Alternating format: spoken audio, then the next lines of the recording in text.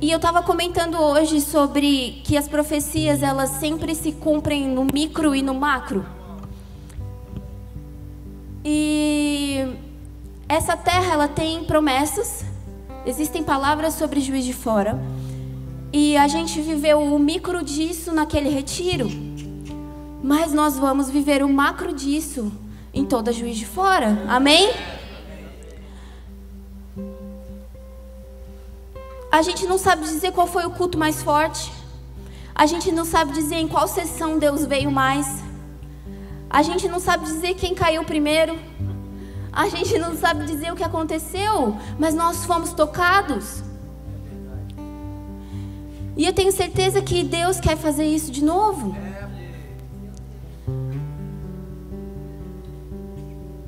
Essa tarde eu fui tocada. E foi muito semelhante ao como eu fui tocada daquela vez. E eu sei que Jesus tem muito mais para derramar e Ele quer derramar isso para vocês também. Será que só eu tenho fome? Será que só eu quero ser mudada e transformada? Será que só eu quero ver a face de Cristo? Hein, gente? Se você não tem fome de Deus, esse não é o seu lugar. Existem muitas igrejas por aí para você só sentar no banco. Mas esse é o lugar dos famintos. Esse é o lugar dos inconformados. Esse é o lugar daqueles que estão sempre querendo mais. E eu sei que Deus vai fazer isso hoje. Eu sei que Deus vai fazer isso nesse lugar, nessa cidade.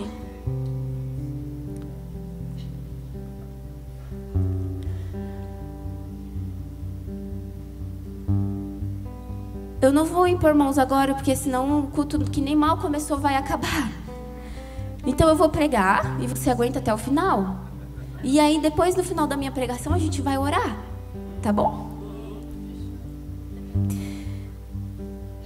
Então eu queria falar com vocês um pouquinho sobre o que a gente tem visto na igreja de modo geral, até mesmo nas nações.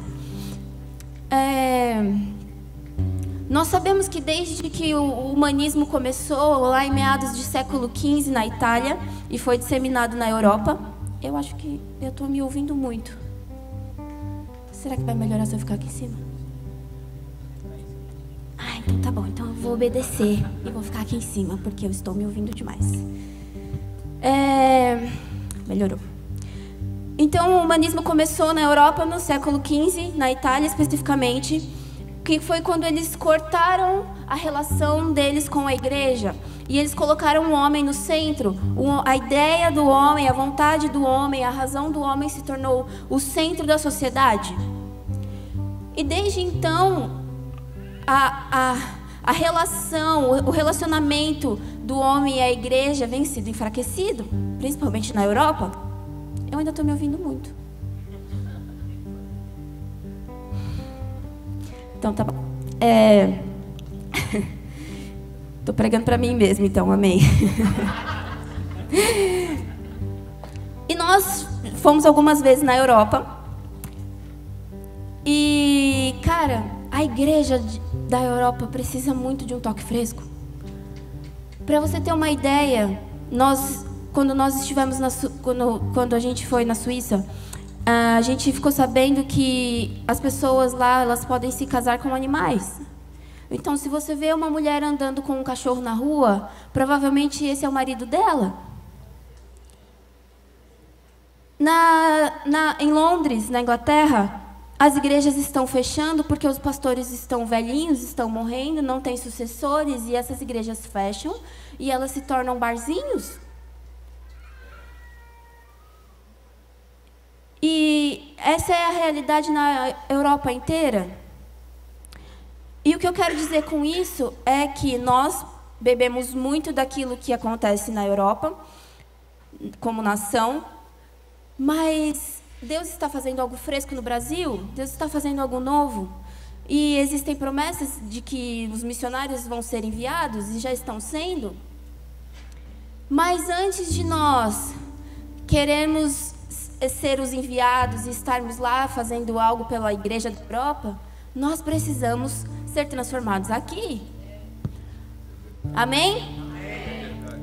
Então nós precisamos deixar esse humanismo de lado, sabe? Nós precisamos voltar para o teocentrismo, onde Deus é o centro, onde o que importa não é a minha vontade, o meu desejo, aquilo que eu acho, a minha razão. O que importa é Deus. Deus é o centro, o Evangelho é o centro. E com base nisso eu queria falar um pouquinho sobre trigo e joio.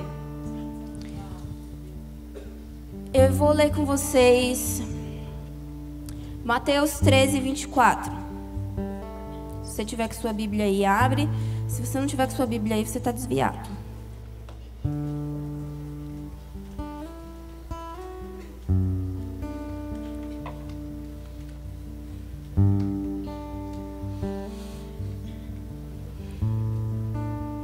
Mateus 13, 24. Já que eu estou me ouvindo de qualquer forma, eu vou descer. Vamos ler. Propôs-lhes outra parábola, dizendo: O reino dos céus é semelhante ao homem que semeia boa semente no seu campo. Mas dormindo os homens, veio seu inimigo e semeou o joio no meio do trigo e retirou-se. E quando a erva cresceu e frutificou, apareceu também o joio. E os servos do pai de família, indo ter com ele, disseram-lhe: Senhor, não semeaste tu no teu campo boa semente? Por que tem então joio? E ele lhes disse: Um inimigo é quem faz isso. E os servos lhe disseram: Queres, pois, que vamos arrancá-lo? Porém ele lhes disse: Não, para que ao colher o joio também não arranqueis o trigo. Deixai crescer ambos juntos até a ceifa, e por ocasião da ceifa direi aos ceifeiros: Colhei primeiro o joio, atai-o em molhos para queimar, mas o trigo ajuntai-os em meu celeiro. Se você é da nossa igreja, o que eu vou falar agora não é tão novidade, mas tem muita gente daqui que não é da igreja One, então segura sua paciência. A gente já ouviu bastante sobre a parábola do trigo e do joio, mas eu estava estudando sobre o trigo e eu descobri que existe uma modificação, uma mutação genética no trigo que nós consumimos hoje. O trigo que nós consumimos hoje, ele é um trigo que chama Emmer, um trigo que ele foi cruzado com o mato. E ele não é mais aquele mesmo trigo da época de Jesus. Aquele trigo é um trigo chamado Emmer. E você vai dizer: ah, tá, e daí? Bom, o que acontece é que com a modificação do trigo, na verdade eles modificaram esse trigo para ter uma colheita mais rápida. Porque a humanidade cresceu, muitas pessoas no mundo, a gente precisa alimentar o povo, porque o povo gosta de um biscoitinho, um pãozinho, um bolinho. E a demanda é muito grande. Então nós precisamos o quê? Nós não podemos esperar um mês para que o trigo fique pronto. Nós precisamos que esse trigo fique pronto em uma semana. Então a gente vai lá e a gente acelera esse crescimento, a gente cruza o trigo com o mato e faz dele o que é chamado cientificamente de trigo anão.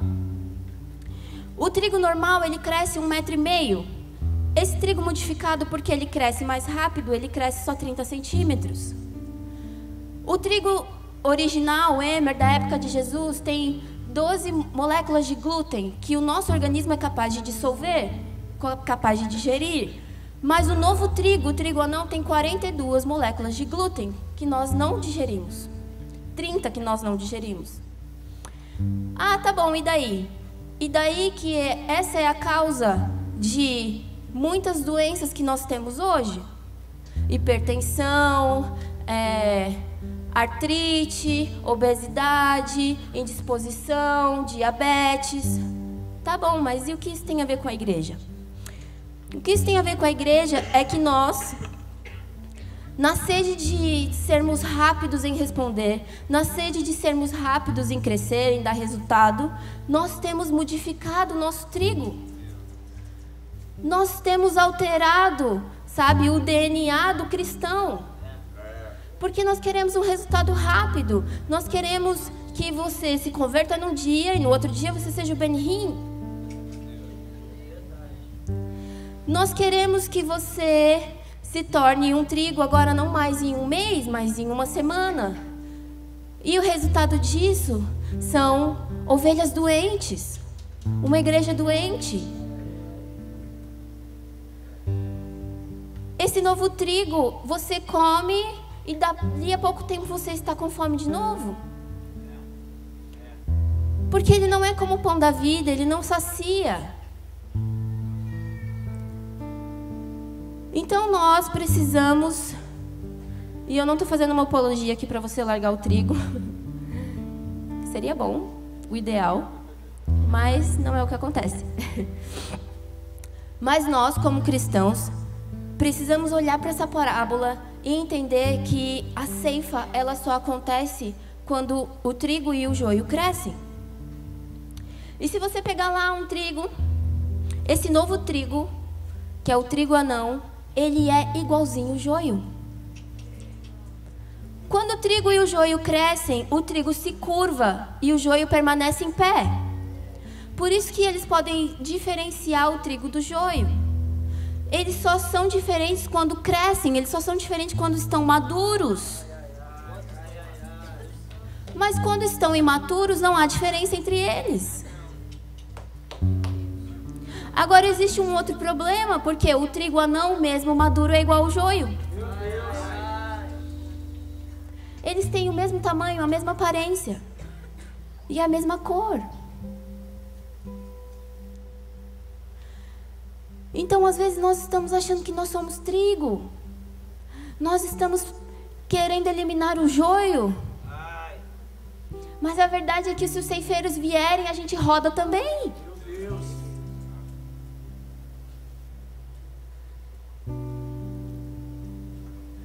Lá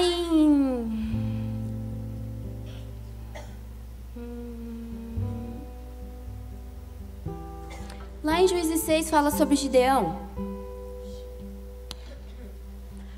Gideão, o Senhor aparece para ele, fala para ele lutar com os midianitas. E o anjo do Senhor aparece para ele, ele está escondido num lagar malhando trigo. Acontece que lagar é lugar de você moer uva. Gideão estava com medo. Por isso ele estava escondido, porque nunca iam imaginar que ele estava malhando trigo no lagar. Porque aquela não era a época de uva. O que isso se parece com a igreja num contexto geral? Pelo menos até aqui, eu profetizo que daqui em frente isso vai mudar. Os líderes como Gideão, que foram chamados pelo Senhor para o combate, eles têm medo. E eles estão pegando o seu trigo, eles estão pegando as suas ovelhas, eles estão escondendo isso. Vocês estão entendendo, gente? O Senhor estava mandando Gideão para o combate, mas ele, por medo, estava escondido e escondendo com ele o trigo. E essa é a realidade de muitos líderes e pastores que têm escondido o seu trigo, que têm escondido as suas ovelhas em potencial, que têm matado os seus filhos espirituais, a sua geração. Vocês estão entendendo? E a verdade é que Cristo está nos chamando para um combate. E nós precisamos fazer diferente de Gideão. Nós, que já foi falado aqui que nós todos somos chamados reis e sacerdotes, então todos nós temos um lugar de líder. Nós não podemos temer como Gideão e esconder o nosso trigo. Porque o Deus que pede é o Deus que sustenta. Então nós precisamos aparecer com esse trigo, nós precisamos dar as caras como o trigo que é saudável, como o trigo que é o original, como o trigo que alimenta. Nós precisamos ser a resposta para essa geração, ser a resposta para essa cidade, para essa nação e para o mundo. Mas enquanto nós estivermos preocupados somente com a aparência, somente com o resultado, somente com o tempo e a rapidez das coisas, nós somos trigos falsos. Vamos lá. A gente faz uma conferência, bota uma luz bonita e pinta a parede de preto, e aí toca notas menores para as pessoas ficarem intimistas, e aí a gente está produzindo uma sensação, mas isso pode ser trigo anão? Meu Deus. Estão me entendendo? Sim, sim.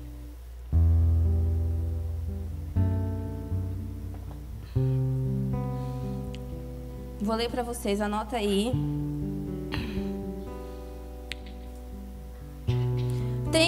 Apocalipse 2,14. Tenho todavia contra ti algumas coisas, pois que tens aí os que sustentam a doutrina de Balaão, o qual ensinava a Balaque a armar ciladas diante dos filhos de Israel, para comerem coisas sacrificadas aos ídolos e praticarem a prostituição.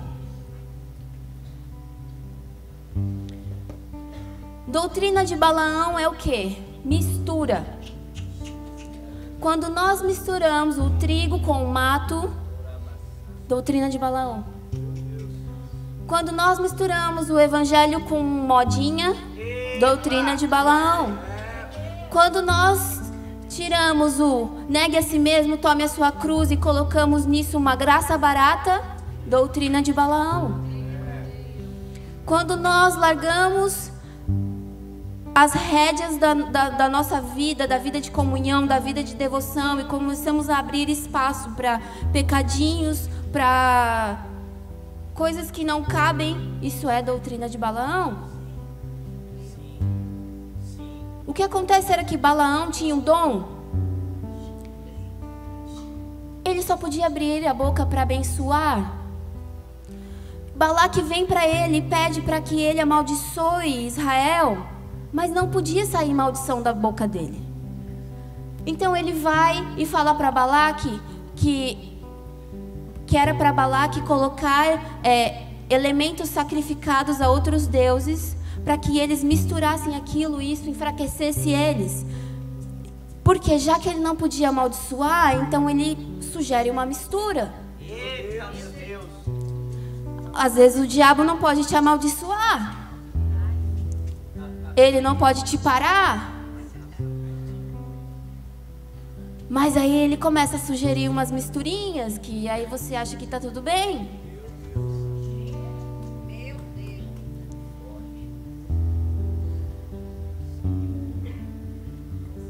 Tá tudo bem ser um crente morno, tá tudo bem fazer certas coisas, tá tudo bem jorrar água doce e salgada da mesma fonte. No domingo você é super sobrenatural, e aí durante a semana você é carne exposta, ferida aberta. E o resultado disso, dessa sugestão de Balaão, fala em Judas 11, que fala que as prostitutas foram enviadas prostitutas para o exército de Israel. E eles caíram com essas mulheres. E porque eles caíram com essas mulheres, o Senhor não pôde permitir que eles vencessem a batalha. Prostituição. Doutrina de Balaão envolve prostituição. E nem sempre é você adulterar. Nem sempre é você cair com alguém que não seja o seu cônjuge. Mas adulterar é você transformar, é você misturar, é você mudar a forma original daquilo. Muitas vezes nós não estamos adulterando no nosso matrimônio, mas nós estamos adulterando em todo o resto. E como é que o Senhor pode nos abençoar para vencer a batalha? Se a gente parece trigo, mas não é.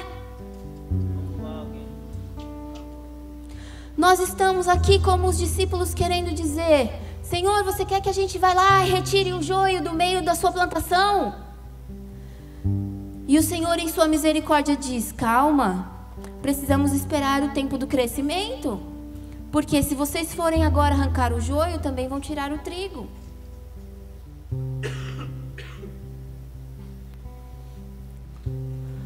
O problema é que agora até o trigo grande está parecendo joio.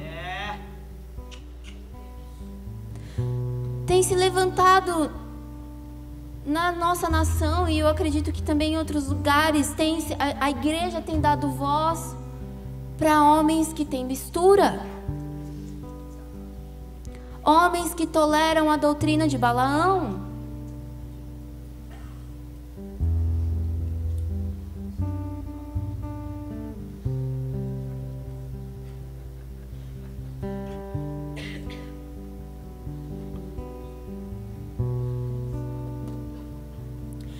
A igreja de Pérgamo era uma igreja muito de Deus. Então eles falam que eles jamais negariam a Cristo, porque eles são constantes, porque eles são espirituais, eles são sobrenaturais. Mas eles começam a tolerar algumas misturas, ganância. Eles começam a tolerar, sabe, um pouquinho de ecumenismo. Não, eu sou constante, eu sou espiritual, mas eu aceito um pouquinho de mistura aqui, eu aceito um pouquinho de mistura ali.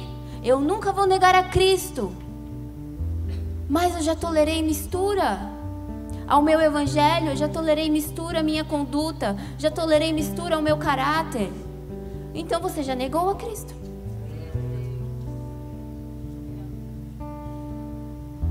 Não existe meia verdade. Não existe meio certo. Não existe viver o evangelho mais ou menos. Vocês estão aí, gente? Faz sentido só pra mim?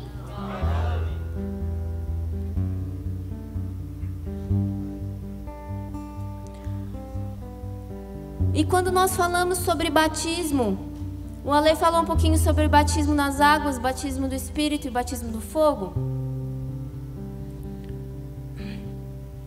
E eu vou falar só um pouco sobre o batismo do fogo. O batismo do Espírito e do fogo é um batismo que apenas Jesus traz, certo? E às vezes a gente acha que um batismo com fogo é um batismo para a gente rolar no chão, cair, sentir fogo nas nossas mãos, ou é o derramar do Espírito Santo. Mas esse não é o batismo do fogo.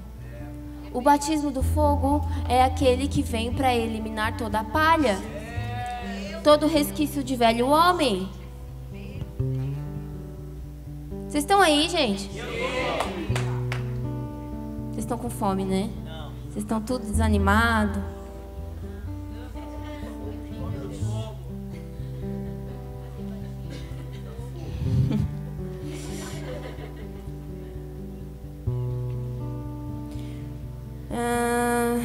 Peraí que eu anotei aqui, eu preciso achar. Mateus 3:11. Eu vos batizo com água para arrependimento, mas aquele que vem depois de mim é mais poderoso do que eu, cujas sandálias não sou digno de levar. Ele vos batizará com o Espírito Santo e com fogo. A sua pá ele tem na mão e limpará completamente a sua eira. Recolherá o seu trigo no celeiro, mas queimará a palha em fogo inextinguível.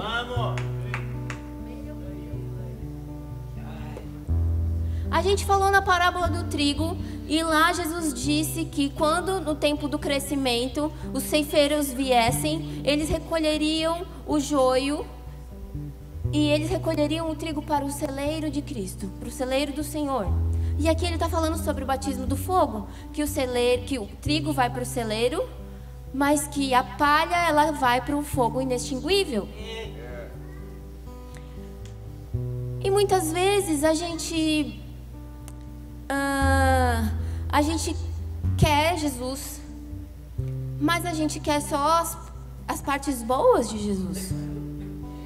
Nós falamos sempre sobre comer o cordeiro inteiro, que isso é a Páscoa, Êxodo 12. Nós não podemos escolher só a picanha do cordeiro. Nós temos que comer também as vísceras do cordeiro. E voltando para o batismo de fogo. O batismo de fogo é provação. O batismo de fogo é deserto. O batismo de fogo é você ser tentado, chacoalhado para que toda a palha seja retirada. E eu nem queria pregar sobre isso, porque a gente prega sobre isso e a gente é testado na nossa pregação. Mas é que já tem muita gente pregando um evangelho fácil. Já tem muita gente falando de graça barata, já tem muita gente falando que deixa a vida me levar, a vida leva eu.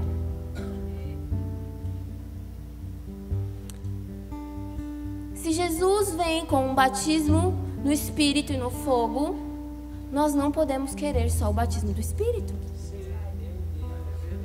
É verdade, sim. Verdade.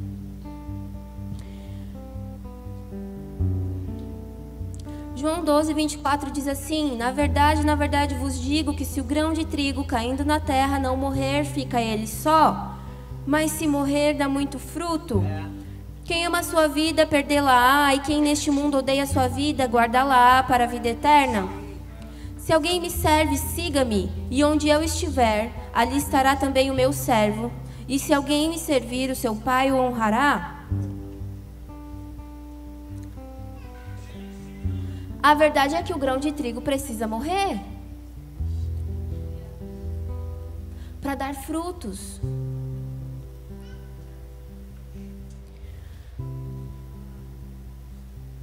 Será que nós queremos um batismo com fogo?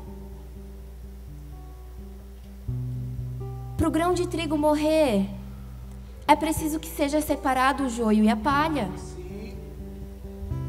Você só vai dar frutos se antes você for separado, filtrado, estremecido, abalado, chacoalhado, perseguido.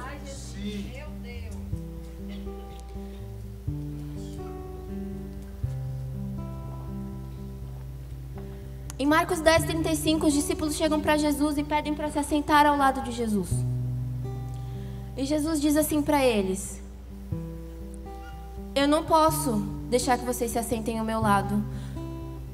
Caso vocês poderiam tomar do meu cálice. Mas eu vos digo que vocês tomarão sim do meu cálice, mas não se sentarão ao meu lado. E a gente tem vivido o evangelho de me deixa sentar do teu lado e não quero beber do teu cálice. Ai, ai, ai. Ai, ai, ai. A gente faz o culto do cálice, a gente faz a camiseta do cálice, a gente tira uma selfie com o cálice, mas a gente não bebe o cálice.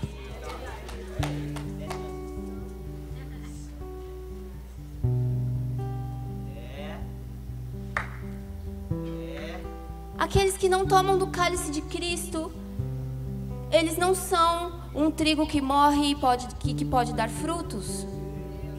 Aqueles que não tomam do cálice de Cristo não estão sendo batizados com fogo, não têm tido a sua palha separada.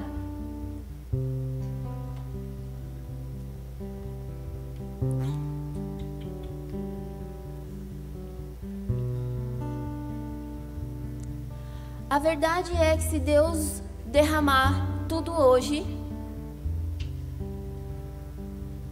isso pode ser juízo para muitos. Uma vez eu ouvi uma ilustração que dizia que a glória de Deus é como a rede elétrica de uma casa. E que muitas vezes nós somos como crianças correndo dentro dessa casa, enfiando o dedo na tomada.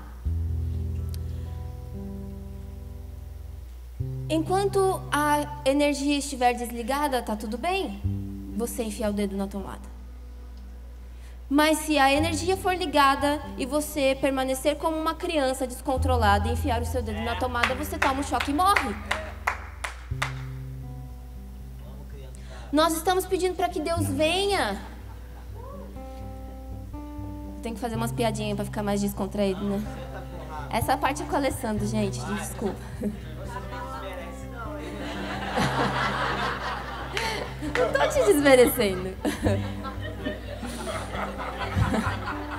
Pronto, já fiz minha piada.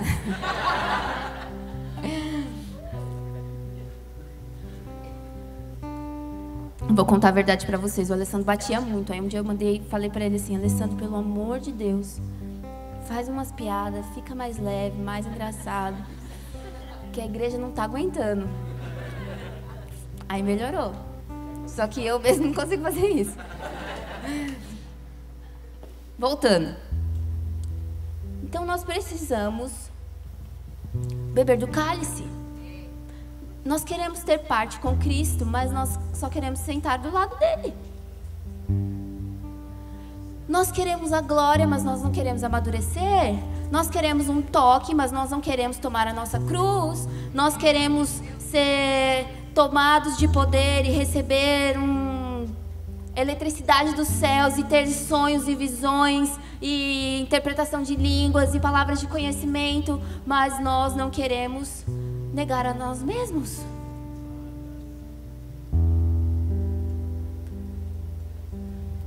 É Jesus que diz: vinde a mim, não é você que fala para ele: vinde a mim. Ai, ai, ai. Jesus já veio. Jesus já fez a parte dele. Às vezes você ora como se Jesus ainda estivesse em débito.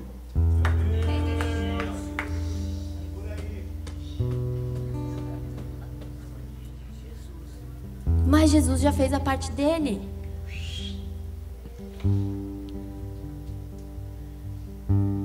E graças a Deus ele vai voltar, mas ele não vai voltar para te dar o teu carro novo.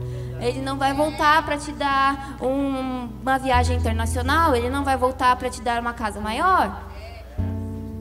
Ele vai voltar para abalar tudo que é abalável. E se a sua casa não estiver construída sobre a rocha, você será abalado. A tempestade vem para a casa que está sobre a rocha e para a casa que está sobre a areia. Ou você acha que porque você é crente você não vai ter prova? Vai ter, e vai ter bastante.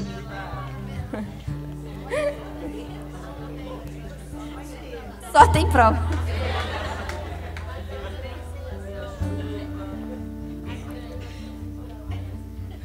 No mundo tereis aflições, mas tende bom ânimo, eu venci o mundo.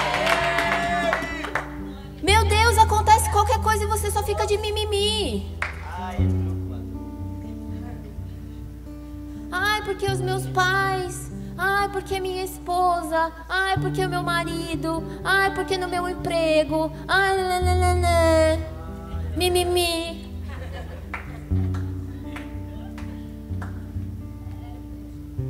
Se tua essa aqui eu tirei de um meme, hein? Se tua vida fosse um livro, seria Lamentações.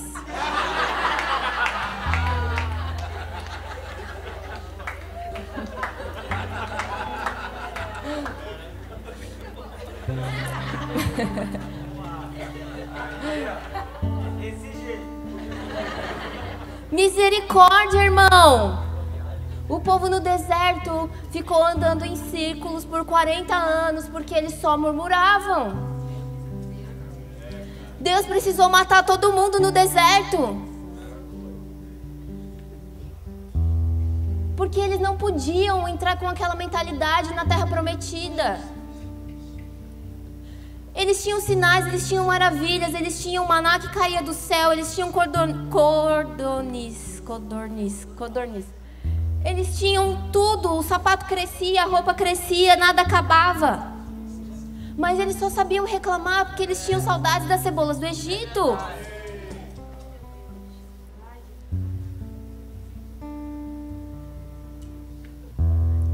Você tem tudo, mas você só reclama. No que você é diferente do joio? Pelo menos o povo lá fora não põe a culpa em Deus. Meu Deus.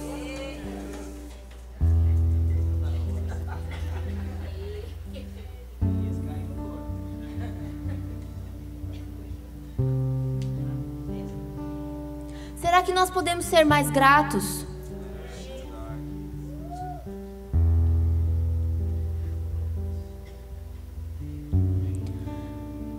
essa prova momentânea produz para nós um peso eterno de glória.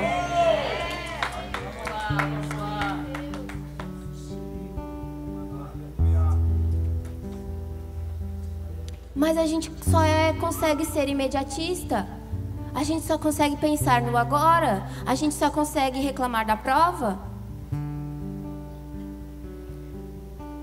Mas será que se você erguer os seus olhos para o alto e pensar num propósito eterno, será que isso não fica pequenininho?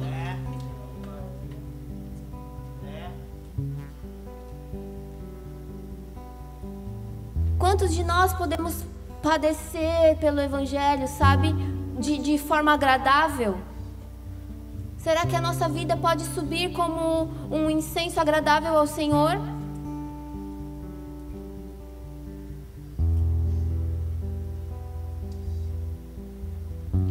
Será que nós podemos ter uma vida que agrada ao Senhor?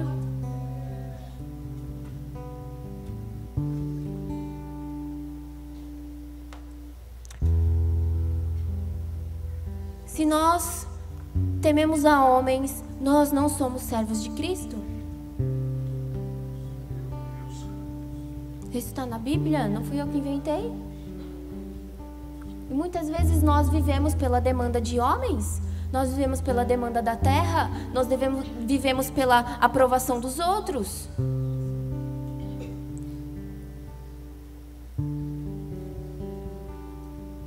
A verdade é que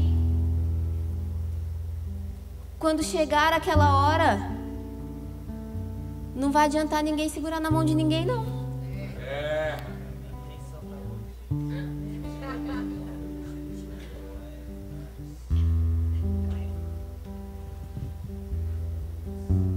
E glória a Deus por isso.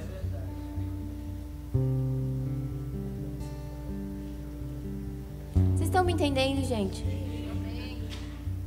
Quantas pessoas nós temos aqui? Se todos vocês entenderem e viverem isso, nós podemos mudar o Brasil? Nós podemos mudar as nações?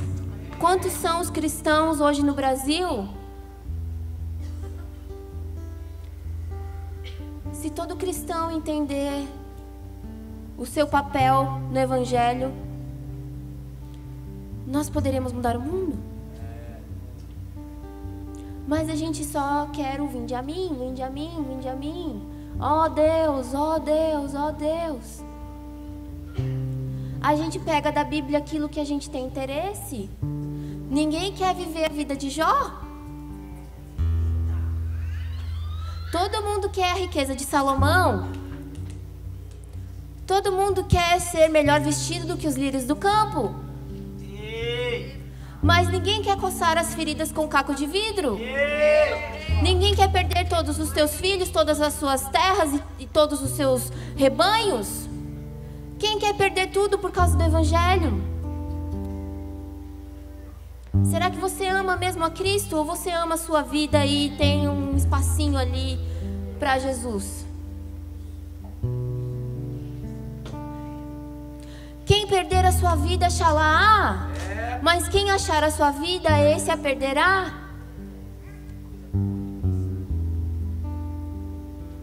Cuidado se você tem achado muito a sua vida. Cuidado se você está muito apegado à sua vida. Cuidado se a sua vida está muito confortável. Ai, ai, ai. Ai, ai, ai. Se está indo tudo muito bem, cuidado. Porque provavelmente você perdeu.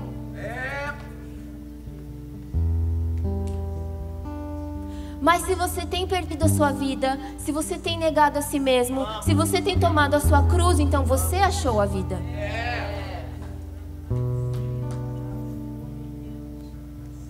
Ninguém quer ouvir sobre isso, but that's the truth. Essa é a verdade. Já estou treinando.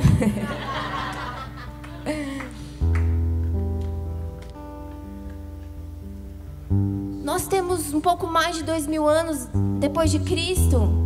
E a gente ainda precisa dar leitinho. A gente ainda precisa falar sobre os fundamentos, quando vocês já deveriam ser mestres. Quando todo mundo que devia estar ensinando, a gente ainda precisa pegar a mão e dizer: olha, vem aqui, peraí, toma a sua cruz, nega a si mesmo, para de viver uma vida confortável. É o Cristo que importa, é o Evangelho que importa.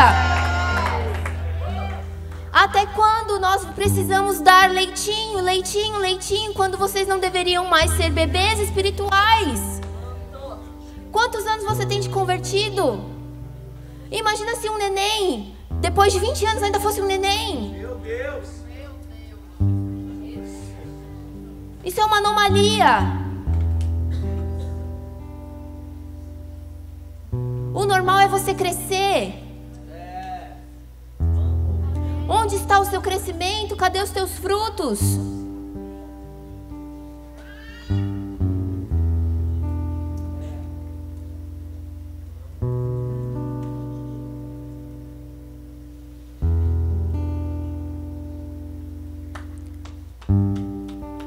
Eu queria estar pregando outra coisa.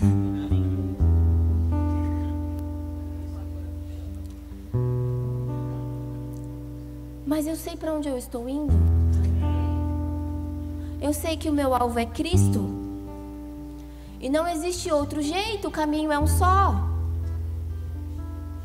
A porta é estreita, irmãos. Se está muito fácil, desconfia. É verdade.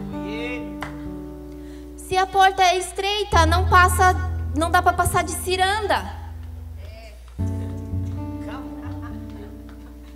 Você não vai entrar com a tua célula. Você não vai entrar com o seu pastor. Você não vai passar na porta com o teu líder. Ai, mas minha vida tá assim porque ninguém cuida de mim, porque eu não tenho discipulado, porque meu pastor isso, meu líder aquilo. Só passa de um em um na porta. Nós não temos mais tutores na fé. Nós não precisamos mais de aios. Aios são guias de meninos. Porque se nós crescemos, nós temos total acesso e liberdade a chegarmos até Deus. Você está esperando o quê? De quem?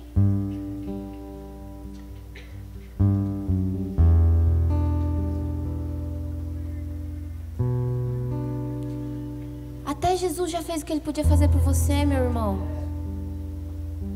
Ele morreu, Ele ressuscitou, Ele levou os seus pecados, as suas injúrias, as suas enfermidades. Ele te deu uma nova vida, você se tornou co-herdeiro com Ele. Ele deixou o Espírito Santo, o Consolador, aquele que clama Abba Pai, aquele que te faz filho. O que mais que você quer? Você quer aqui que eu boto você no meu colinho e faço para você uma naninha?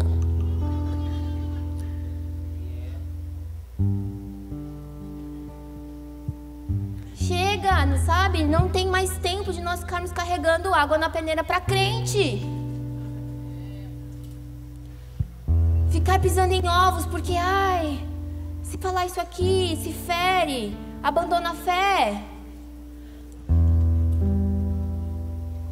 Aqueles que deixam de ser nunca foram.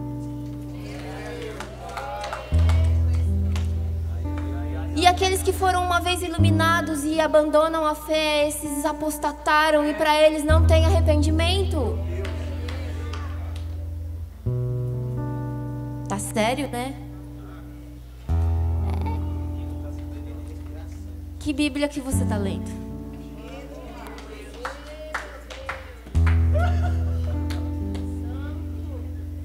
Até a Bíblia da Malu fala isso.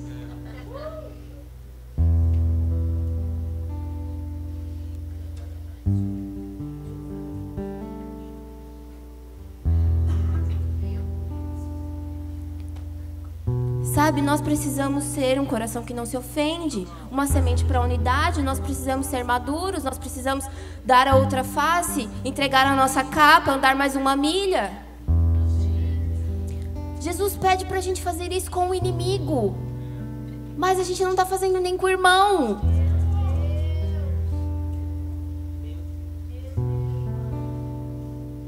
Você não quer receber ninguém em casa porque dá trabalho, porque faz sujeira, porque vai gastar, porque não sei o quê. É aquela tal coisa, né? 10 reais é pouco no shopping, muito na igreja.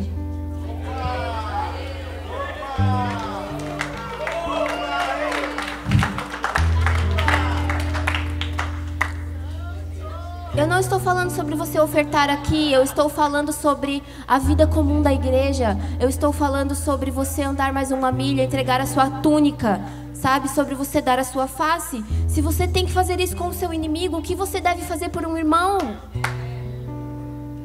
Se não é tudo.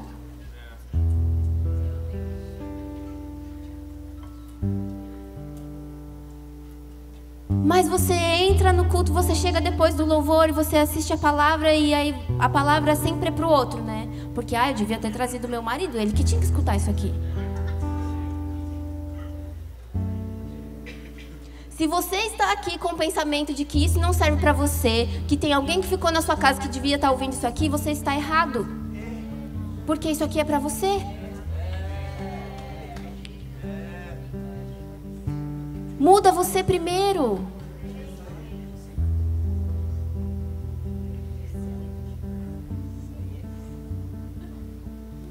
Será que nós não teríamos uma igreja melhor, a igreja que a gente deseja, se todo mundo agisse assim? Se todo mundo fosse mais proativo, se todo mundo negasse a si mesmo, se todo mundo fosse servo, hein?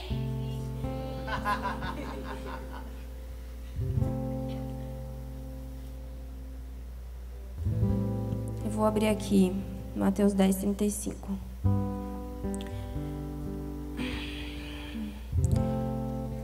Então se aproximaram dele Tiago e João, filhos de Zebedeu, dizendo-lhe: Mestre, queremos que nos conceda o que te vamos pedir. E ele lhes perguntou: Que quereis que vos faça? Responderam-lhe: Permite-nos que na tua glória nos assentemos um à tua direita e o outro à tua esquerda. Mas Jesus lhes disse: Não sabeis o que pedis? Podeis vós beber o cálice que eu bebo, ou receber o batismo com que eu sou batizado? Disseram-lhe: Podemos. Tornou-lhes Jesus: Bebereis o cálice que eu bebo, e recebereis o batismo com que eu sou batizado. Quanto, porém, ao assentar-se à minha direita ou à minha esquerda, não me compete concedê-lo, porque é para aqueles a quem está preparado. Ouvindo isto, indignaram-se os 10 contra Tiago e João. Mas Jesus, chamando-os para junto de si, disse-lhes: Sabeis que os que são considerados governadores dos povos têm-nos sob o seu domínio, e sobre eles os seus maiores exercem autoridade. Mas entre vós não é assim? Pelo contrário, quem quiser tornar-se grande entre vós, será esse aquele que vos sirva. E quem quiser ser o primeiro entre vós, será o servo de todos. Pois o próprio Filho do Homem não veio para ser servido, mas para servir, e dar a sua vida em resgate por muitos. Você está servindo?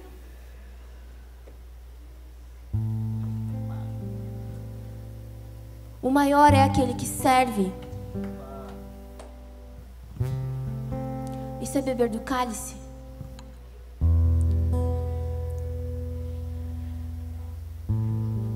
O maior é o menor de todos, o servo de todos.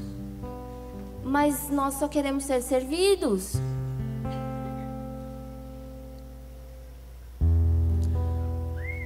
Nós precisamos servir, nós precisamos ser os menores.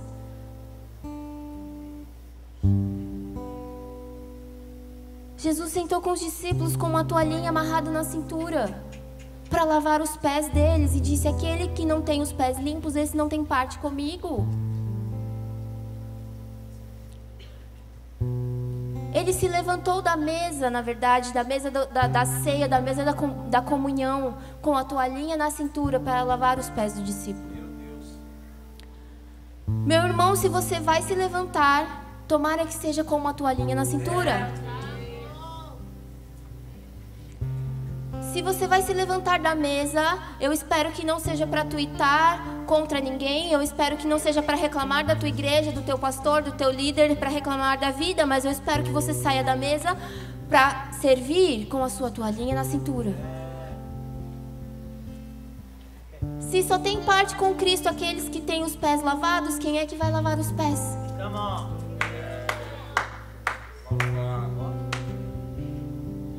Será que nós podemos lavar os pés uns dos outros? Será que nós podemos cobrir a nudez dos nossos líderes, dos nossos pastores? Será que nós podemos cobrir a nudez da igreja e dar um bom testemunho lá fora? Será que nós podemos ser aqueles que servem, aqueles que lavam os pés?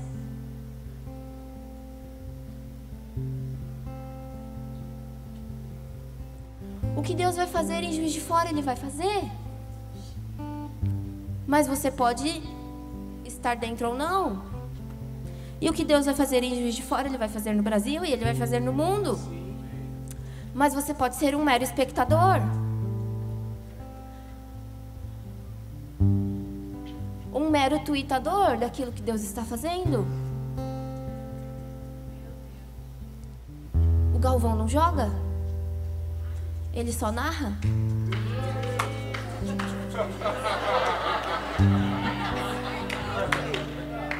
Eu vou jogar!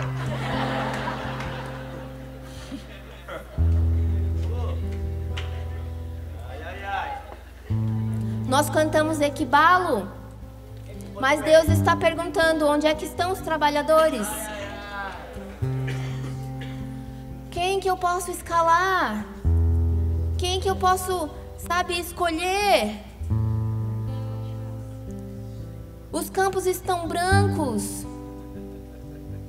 Nós precisamos de ceifeiros. Mas a gente só tem narradores. Nós só temos espectadores da presença.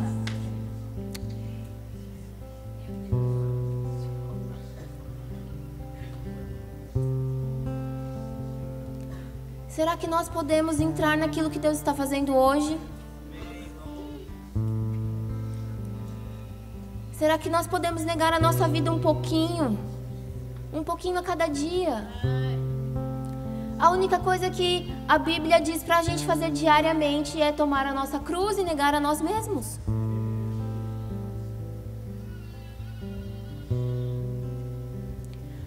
Matar a carne todo dia.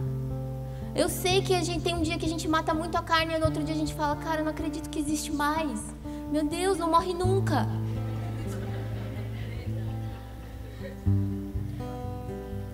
É todo dia.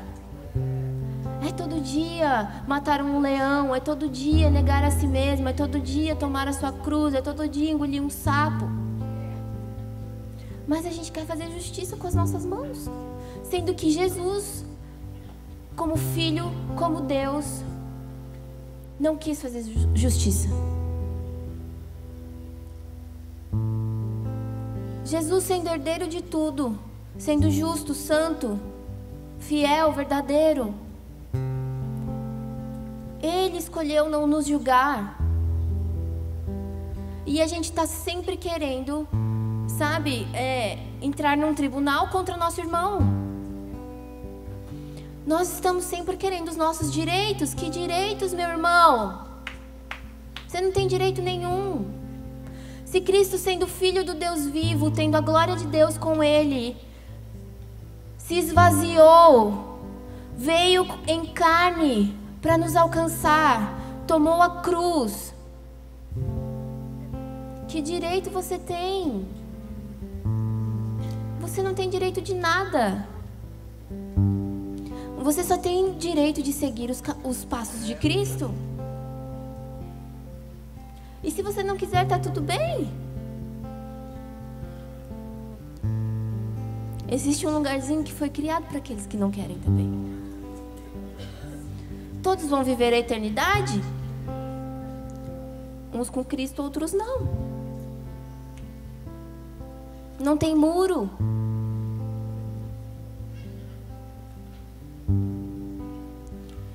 Amém? Eu ficaria falando até amanhã, mas eu quero que vocês fiquem de pé.